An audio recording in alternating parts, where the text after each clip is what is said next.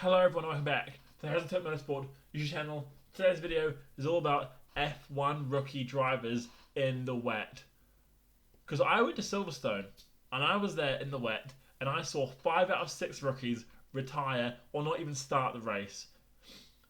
And I thought there must be more behind this. Let's look into the data, the facts, get some graphs up, let's visualize it and figure out how big the problem is and what we can do to solve it.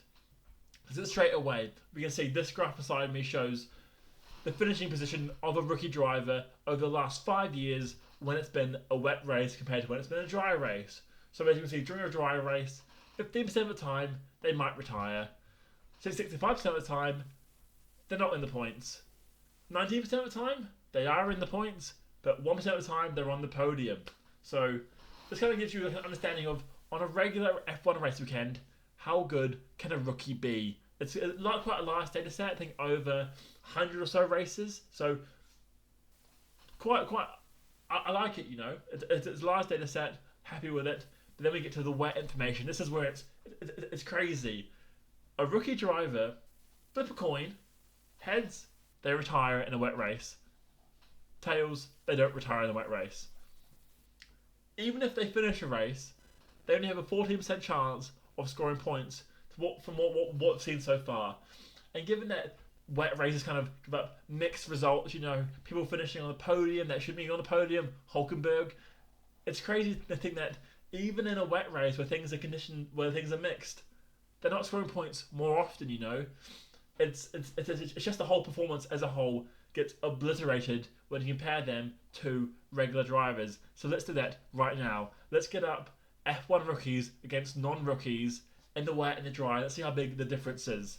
So non-rookies in the dry, so every other driver apart from rookies, 10% of the time, 9% of the time, they retire from a typical dry race.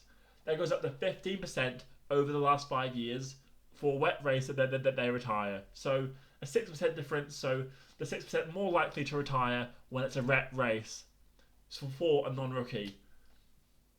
For rookies though, 15% of the time, for a dry race, they retire. So the same percentage for a wet race to a dry race for rookies.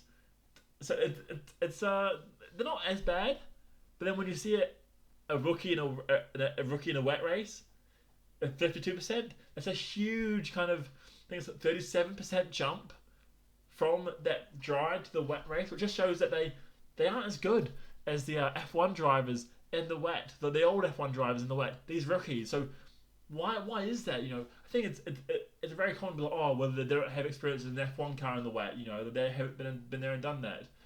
I think that's true to an extent. You know, they don't have the experience in the F1 car in the wet as much as these older heads do, who have been around for between like 20 and kind of 5-6 seasons. You know, these guys, they don't have the kind of same kind of experience, but even still, let's look at how they've done in the feeder series in F2.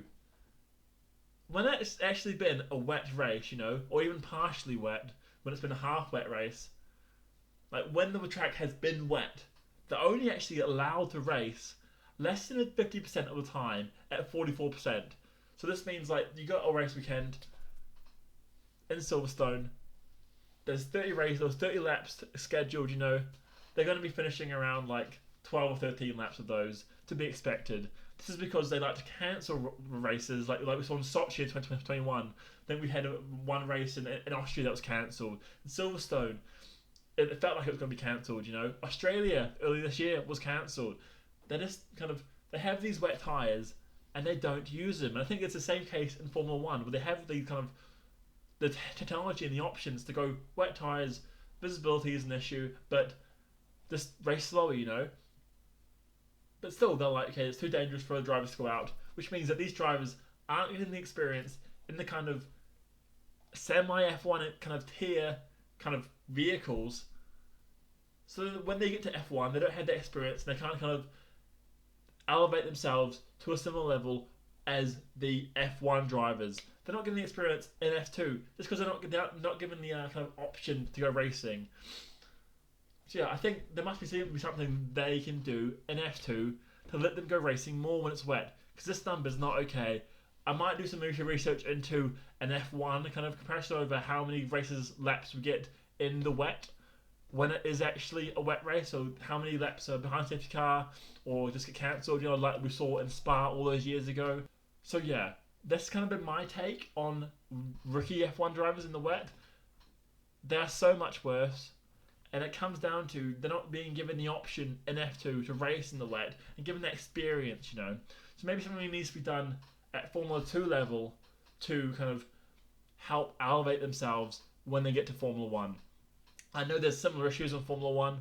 Like we saw on Silverstone, there were 5 or 6 safety cars, it felt like. I felt like they were almost going to red flag the race for a little bit. But still, F2, they red flag it if they can't race, and they wait and they wait and they wait. Then it's too late. You might as well kind of get them out there in a bit of a wet condition, even if it is behind a safety car, just to understand how these kind of tyres work, these Pirelli tyres, how these cars work.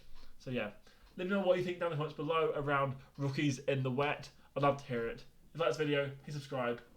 Peace.